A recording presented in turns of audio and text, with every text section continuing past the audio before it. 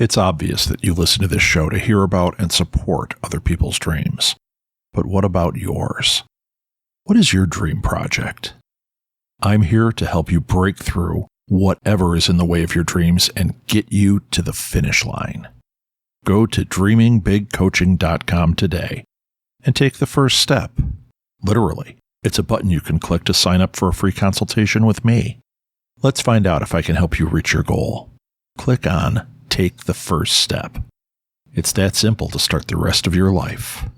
Get coached by Rob Southgate at dreamingbigcoaching.com. Look, we're all nerds here. Todd Stashwick's Nerd Circus is a great place to pick up nerdy paraphernalia and groovy wares. How about some sweet lava lamp dice? Or maybe a funky 70s Rec Room Nerd Circus dice box? Does that do anything for you? Need a drink? What about the book Mystic Libations? Critical Cocktails for the Thirsty Adventurer? Look, Todd Stashwick's Nerd Circus is the place for nerdy threads, cool tabletop gifts, and more. Go to thenerdcircus.com and check out the cool stuff. Oh yeah, and let them know the TTRPG Insider sent you.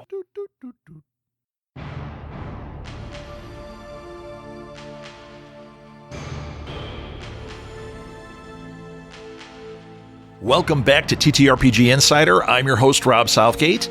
TTRPG Insider is a podcast about the amazing people behind tabletop role-playing games. Every episode, I interview someone who's involved in making the games that we all love to play.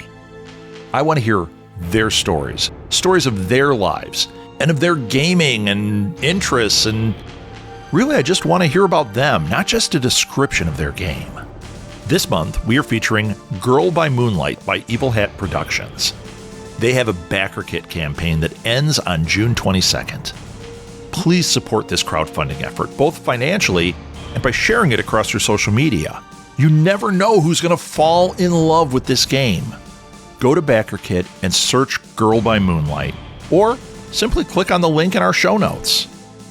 You can follow TTRPG Insider on Facebook by searching for TTRPG Insider. Pretty simple, right? I plan to add other social media, but for now, that's the best place to find me. If you'd like to email me to suggest a guest, a topic, or give me comments, you can send me an email directly to rob@ttrpginsider.com. Today's guest is Crystal Mazur. This is Crystal's second appearance on TTRPG Insider. She's so much fun to talk to. I can guarantee this is far from her last time on one of my shows. Here's Crystal. Crystal, welcome back to TTRPG Insider. It's funny, neither one of us knew you were going to be on this show tonight. We had a different show in mind. So you were originally going to come on and go on the show Go Fund This, and we were going to talk about Never Going Home, the beginning of the end, which has a Kickstarter going right now. But then I realized I just interviewed two of your partners, the ones that started Never Going Home, were on Welcome back to TTRPG Insider. I'm your host, Rob Southgate. TTRPG Insider is a podcast about the amazing people behind tabletop role-playing games. Let's talk about your history with the game. You've been involved for a while. I want this audience to hear about this game because I am in love with the whole thing. So, Crystal, let's start by, why don't you tell people who you are and what you do? Absolutely. So I'm Crystal Mazur. I am an educator and game designer and writer. By day, I'm a special education teacher. And any other time that I have free time, I am the lead developer for PIP System from Third Eye Games. I've also written on a whole bunch of different RPGs, including Never Going Home, and Chicago by Night for Vampire 5th Edition, as well as the Black Ballad, which has also been on here, and a whole bunch of other games. Well, yeah, and I interviewed you on here for Black Ballad. Which, yeah, you did. Oh, God, I'm so excited for that to come out. It's so pretty. The art, they're posting some of the art in the Discord, so if you are interested in that, go check out, because the art is just gorgeous. I'm so attracted to art when it comes to RPGs. Me too. And there's actually an interesting tie-in with Never Going Home with the art. So oh, there is. I didn't know that. Yes, there is. So do you want to share what it is? Absolutely. You shoved the water and then you drove away. I'm like, wait a minute, bring the boat back. Okay, so one of the coolest things about Never Going Home is that we have the same artist for the entire series. It's Charles Ferguson Avery, who is just absolutely phenomenal. If you've ever looked up his work or looked at the artwork for Never Going Home, he was nominated for an Emmy in 2020. Yeah, 2020. Didn't win it, but he was nominated for it for the art specifically for Never Going Home. Yeah. And he's also had his own game series too, which if you like, his art's just all over the place. And it's extremely evocative, especially of the World War I era. And that's actually what drove me to the Kickstarter originally. Never Going Home, the first Kickstarter, was going on during the first time that I went to PAX Unplugged. Okay. I was not involved directly in the Kickstarter at that time. I backed the Kickstarter to get the books because the art was just so beautiful. And I met Brendon and Matthew at PAX Unplugged. I was introduced through a mutual friend of ours, Kennedy, who at some point you should have them on the show. They are amazing, and I'll get you in touch with them. Please do. We'll have them on. But Kennedy introduced me, and as I was getting ready to fly home from PAX Unplugged, I was on the very last plane before everything got grounded because of a snowstorm there. Okay. And I'm taking off, and I finally get to the altitude where they're like, you can turn your phones on. And I get this message from Brendon, was like, hey, we're in the last couple hours of the Kickstarter. Do you want to be a part of the Kickstarter? And I was like, yeah, sure. He's like, so he was like, well, I can't guarantee that you're going to get anything, but maybe you will. And they threw me on the Kickstarter, and like 2 hours later, it funded to that level. Wow. So they're like, well, congratulations, you're on the Kickstarter. Get writing. And so so that's kind of how I ended up getting on Never Going Home. Was just, I met them at the convention. Yeah. We had a very, very great conversation. They're both amazing people.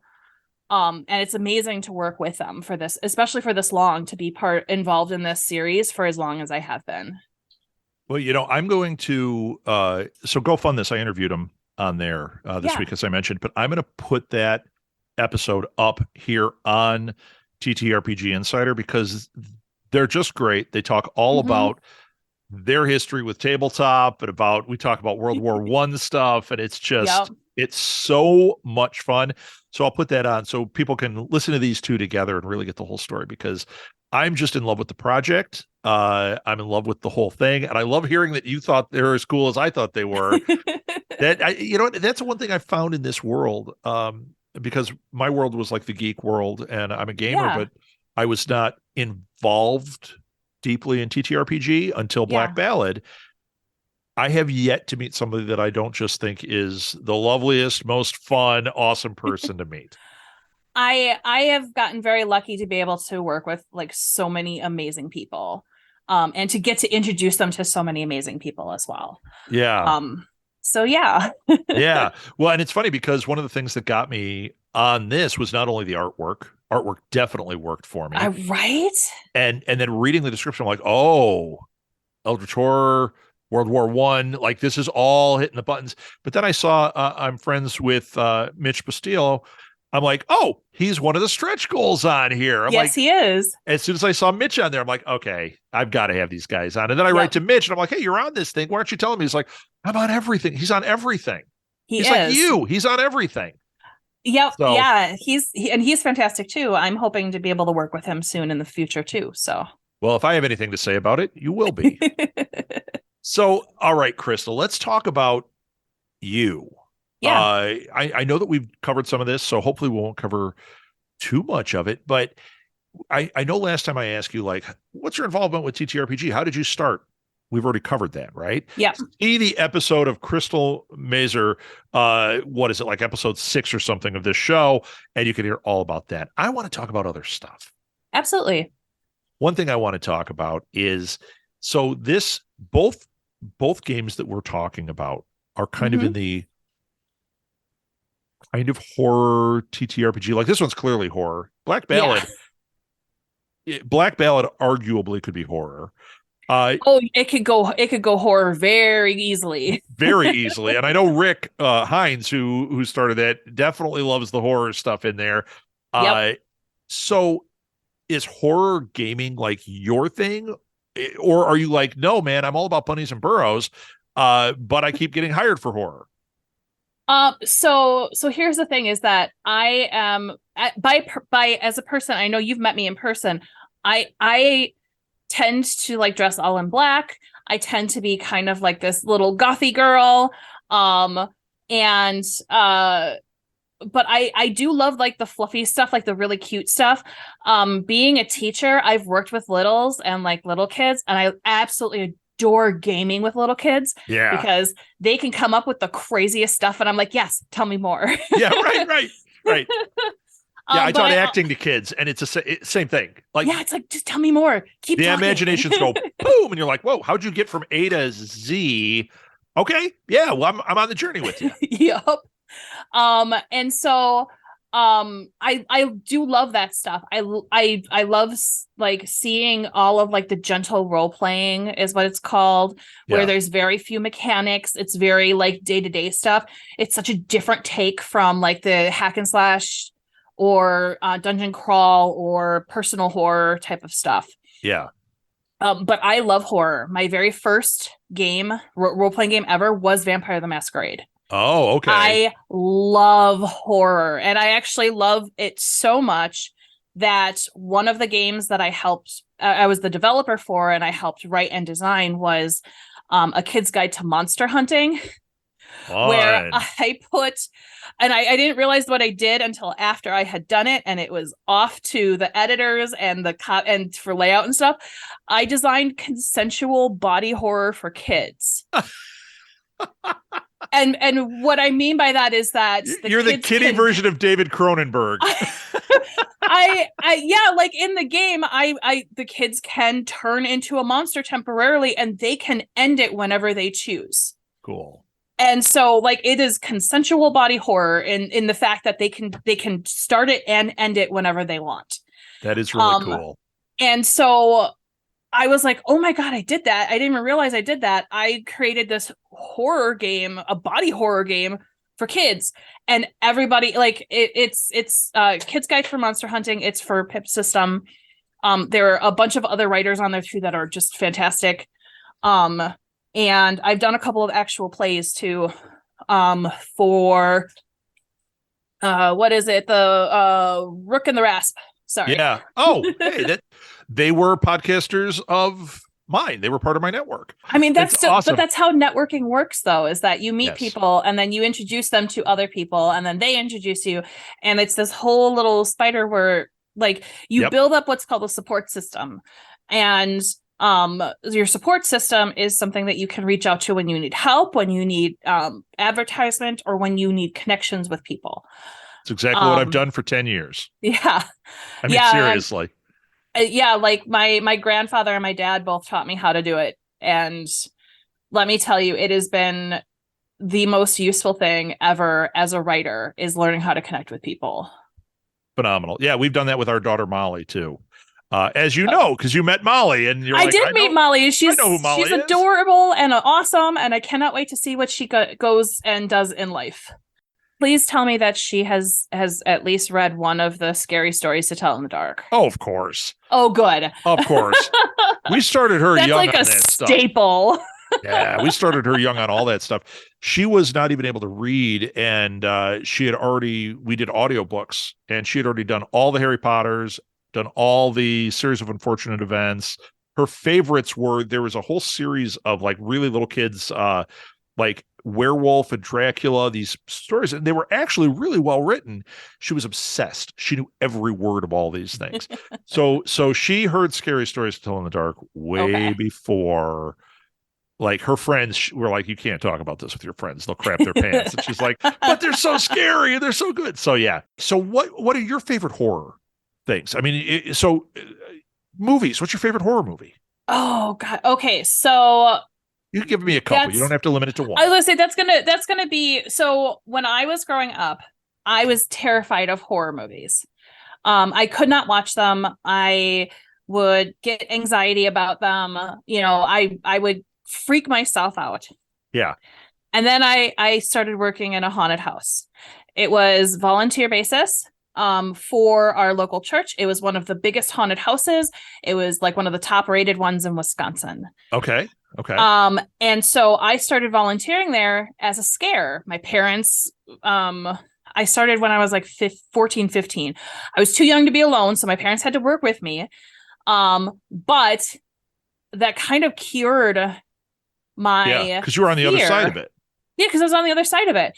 And then it started piquing my curiosity. And that was right about where Scream came out. Oh, yeah. And so Scream became my very first horror movie that I absolutely love. And I love the Scream franchise. Like, even like the I'm going to use quotes. You can't see it, but it's doing it. Quote unquote bad Scream movies. I love them because there is actually like a lot of lore and building up of who Ghostface is, right? And like it like, is it actually a supernatural entity type of thing? And I absolutely love it.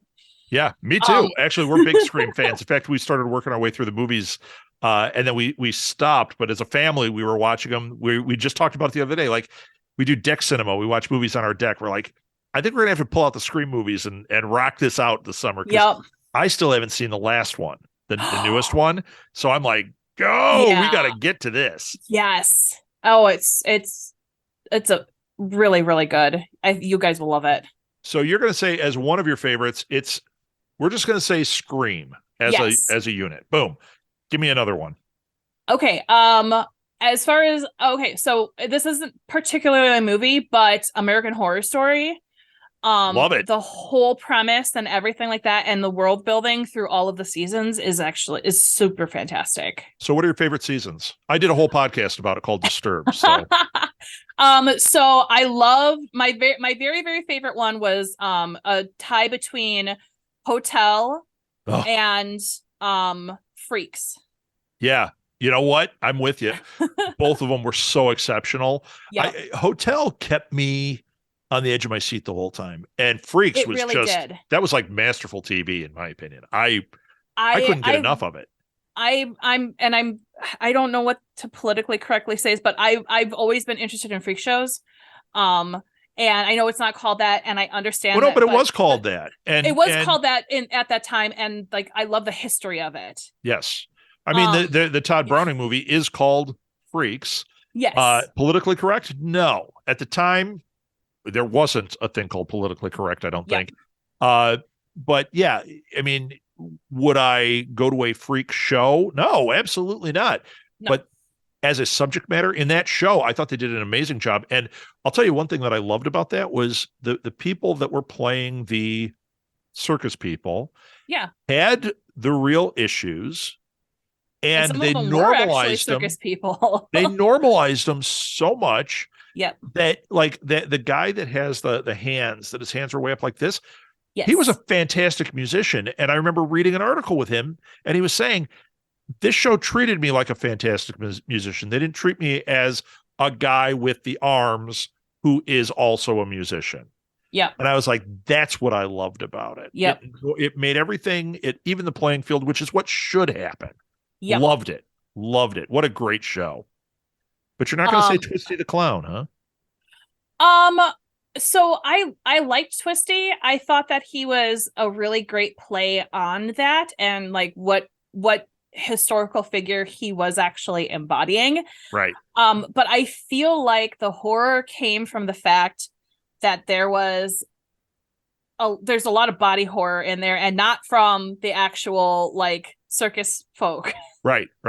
And I think that's where everything came from with that. That scene with Twisty, I literally just mentioned this on a podcast about a horror film that is going to be on GoFundMe.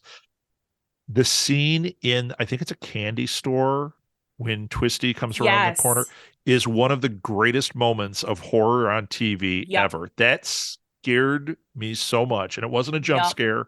It was just like, oh God, this needs to end kind of feeling, which isn't that what you're there for? Yeah, it's that feeling. Like there's like a deep, like primal type of fear that's in there that isn't like anything else. And you're like, this is unnatural and this is wrong. Yeah. There's a podcast. It's two women out of Wisconsin. It's called The Uh-Oh Feeling. And it's one of these true crime podcasts. We ran a thing called the Women in Podcasting Festival, and they were guests on it. And what I loved about it is it wasn't like some of these true crime podcasts where the hosts are going, I swear to God, I heard this on one of them where they're like, God, I wish I was murdered by that guy someday. And I'm like, no, you don't want to be murdered by just because you think like these are real people and these are their families and all that, right? So that's why like true crime podcasts, if it's an investigation, interesting. If it's like, yay, serial killers, it's like, no, we're not going to yay those guys. That's like, yay, Nazis. I don't think that's a yay. Yeah, that's not a yay. So the Uh-Oh Feeling, their stories are not about that. It's about like, they call it the Uh-Oh Feeling. They interview people or tell stories of people that were the last one, the one that they got caught on or that didn't answer the door. So my aunt was driving with her friend and a car, this is real, and a car was kind of harassing them. So they pulled off, they went into a gas station, didn't see anything. They're like, okay. They go to get back in the car and this guy jumps in the car with them. Oh my God. Makes my aunt get in the back seat. I think my aunt was the one in the back seat. I don't think she was driving. And he's like, go. And as they started to go, she kicked him out of the car. His door wasn't fully shut. This is old. This is the 60s. Kicks him. He falls out of the car. They take off. This car that this guy had friends with him, they chase him for quite a while until eventually they just gave up. A couple weeks later, they're watching the news and it's Richard Speck, the one who murdered all the nurses. Yeah. So that's who they saw. That's who was in their car. Wow. That's the Uh-Oh Feeling. And that's what you're talking about, that you watch it and you get this like, uh-oh, something's not natural. Something is not right here. That's what their podcast is about, which I loved. And that's the moment I'm most interested in is like, I want to know their alarm bell went off. I want to know my alarm bells work. When I see Twisty come around that corner, right? I want to know that my alarm bell says, I want to leave this place. Yep. So you're like, is everything firing correctly? That I'm picking up what they are putting down. Yeah. It's funny because that's something I love in games too. I love horror games, and I love that feel of there's a book, and when there's a book in that room, there could be 10 books, but the DM says or the GM says, there's a book with a gold thing, and you go, why is that one gold? Yep. You get that Uh-Oh feeling, and I'm going to open this thing and it's going to turn into the Evil Dead and I'm going to end up in that basement and it's going to be awful. I love it. I love it so much. So you've got more Kickstarters on the horizon. Yes. I know we can't talk about them, but I will say when you have those, I want to have you come back on Go Fund This and we want to talk about them. And you are always welcome on this show. This is too fun to talk to you. I love talking with you. And I'll tell you what, we didn't even get into our paranormal stuff, which we did a little bit on the last one. We did. And you told me a story when we saw each other. You told me a piece of a story. Which one? Because we talked about a whole bunch of stuff. Yeah, you mentioned the stairs in the woods. Yes. And I have not forgotten. So I am going to invite you on my other show that is not a show that nobody is going to find, but we're going to talk paranormal. It's a show. I have a private Facebook group, and every once in a while I make a podcast for it, and it's just paranormal stuff. And it's a fun group because people that are in there are actually famous. There's a lot of famous podcasters in there that use different names. Oh, nice. So you don't know that's who you're talking to, but I've had a couple of people say, you talked about me on there and I got invited to be on such and such a podcast, like the biggest paranormal podcast. I'm like, yeah, because he's in there. It's awesome. It's so awesome. And I want that story about the stairs. We're just chumming the water again. Yeah. If you need context, just Google stairs in the woods. That's all you need to do. And you will find so many things out there. And you have a firsthand account. I do.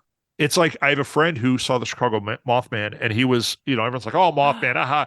No, my friend was 2 feet away, and he has this amazing story, and I know the guy really well.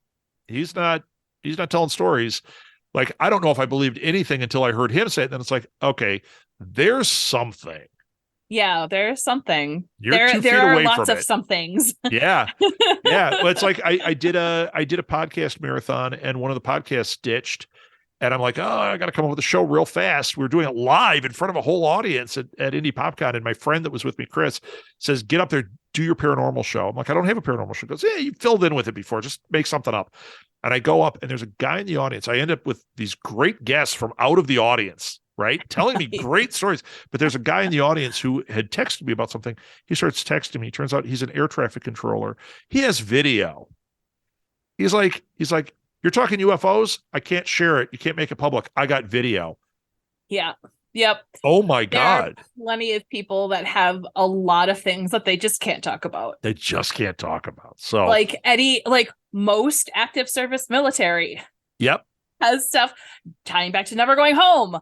Active service military have a lot of stuff. A lot of stuff they cannot explain. Yeah, I had a guy, an artist that I had on one of our, because we also did, I do everything, Crystal. I used to do microcons. I ran these little Comic-Cons. It was literally like 8 tables out of a coffee shop. And the artists I'd have, I wouldn't get, Joe Blow. I would get, like, I had one that had Gene Ha, who's an Eisner Award winner. I had Art Baltasar, who's really famous cartoonist. Yeah. I had like big names in this little coffee shop. If you happen to stumble in, you're like, oh my God, I have to stand in line for an hour to meet him. It's like when BB King used to play at like the small store. Like there was a coffee shop in Milwaukee he frequented where he would just go and play. That's what this was like. And there was a guy that was on one of them. And I don't want to say his name because I don't know if we recorded this, but he was military, and somebody brought up paranormal stuff, and I'm like, oh, I love it. And he is one that saw a shapeshifter. He was in the military. He was out in the desert. God. And he said first kept seeing the dirt devils, which is those are. And he's like, that could be just natural, but they're terrifying. Yeah. But he goes, and then he saw a person out there, and then it shifted shape, and he fully saw it. And he's like, yeah, I believe everything now, because what I saw doesn't happen. Not have happened. Yeah. And nobody talks about it. And he goes, I didn't just kind of see it. It happened in front of me, and I am done with this. Billy Corgan had a sighting like that too. He told a story on like Howard Stern about how a guy shifted right in front of him, and Howard Stern laughed it off. And Billy Corgan's like, I don't take this lightly at all anymore. Yeah. Scary stuff. That doesn't surprise me at all. And that's why I love writing in the horror genre, because there's so much like personal experience that a lot of people have that you can either draw from or tap into. I'm going to have to hold on. I want to look up a name really quickly of a psychologist who did a study on horror and the brain. Ooh. And how to Dr. Megan Connell. All right. And she has come to Gamehole Con in Wisconsin to present her stuff, and she talks about it frequently with one of my friends, Monica Valentinelli, who is also an amazing writer and game designer. And but she has a book out now. And let me see if I can find tell me what it is, and we'll put a link in the name. show notes. I got lots of things to put in these show notes. So the one that she had just put out now is actually Tabletop Role-Playing Therapy, where she uses role-playing for therapeutic use. And she is also working on a study for one with using horror and what it does to the brain, and how to tap in safely to the 3 doors that your brain has when it comes to processing things. Phenomenal. So. I have a feeling I actually have a podcast she needs to go on. I have 2 podcasts she needs to go on. That's awesome. I will put this in the show notes. I'm going to find her stuff. So her Twitter handle is at Megan Psy and it's MEGAN. Oh, good. I spelled it right. So Megan, P-S-Y-D. Got it. And she is fantastic. And she is incredibly knowledgeable. And like literally her entire PhD and everything like that revolves around the brain and how it reacts to certain things, specifically horror for this current study that she's doing. So the Kickstarter that you're involved in right now, Never Going Home, the beginning and the end. I do want to say it is a great game. It's got really cool art, like you said, and it's got just really cool concepts. I want to highlight something as long as we're talking about it. Absolutely. I know we talked about it on the other show, but when you get into the if you've never played this game, but you love TTRPG, which if you're listening to this, I'm sure you do, they have a tier. It's called Never Going Home, all books, $175. You get, I think there's 10 books, if I'm right. So, and yes, you there get are print 10 and books. PDF. You get those really nice print versions. They are beautiful. They're soft and velvety. Oh, they're like a nice. tactile dream. Yeah, I mean, putting this on the bookshelf, it's beautiful. I can't encourage it enough. I know they have different tiers, but that's the one I'm telling everybody, if you're into this, look there or look at the all in where you also get the dice and the cards and everything. It's so worth it. It's such an awesome game, awesome concept. I am so happy that you're involved in it, Crystal. And it's just always so much fun to talk to you. I love talking with you too. I love Never Going Home is like one of my favorite games to write for. I am not a world war person. And so when they asked me to write on this at first, I was like, oh, I don't know. I'm going to need a lot of help. And now I'm like, I have so many ideas. Yeah. Well, and it's, you know what, but that's just it. It's a great sandbox to play in that a lot of people haven't played in, really. Yes. World War I is a very untapped genre when it comes to games. Yeah. And when you have Eldritch Horror, really interesting, and one thing that we talked about on the other podcast is the little stories that you can gather out there that have not been touched at all, like personal stories that people that were involved in the war have. It's like, wow, that is all fruitful. That is all stuff you can tap into. So I truly love it. Once again, I'll put a link in the show notes for the game, Never Going Home, the beginning and the end. Crystal, thank you so much for being on. I will have you again on in the very near future. Absolutely. Thank you so much. Crystal, thank you again for coming on and sharing all your stories and all the talk about the awesome games that you're creating. If you or anyone you know has a crowdfunding effort about to launch or currently going, send them my way. I love to share cool TTRPG projects and to help people reach their goals. You can connect with me through the TTRPG Insider Facebook page or via email directly to rob@ttrpginsider.com. TTRPG Insider is a production of Southgate Media Group, hosted, edited, and produced by me, Rob Southgate. Thanks so much for listening to the TTRPG Insider.